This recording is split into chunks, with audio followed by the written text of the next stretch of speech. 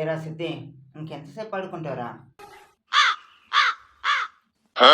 ఏంట్రా రాజు, ఎందుకు అరుస్తున్నావు?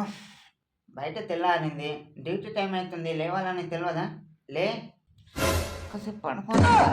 కొంచెం నుండి మేస్త్రి పని చేయాలా, ఏమాత్రం రెస్ట్ లేకుండా.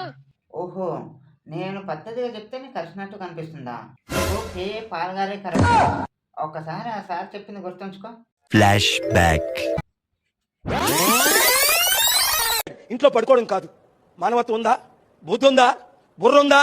దేశం కాలిపోతుంటే ఇంట్లో కూర్చుంటారా?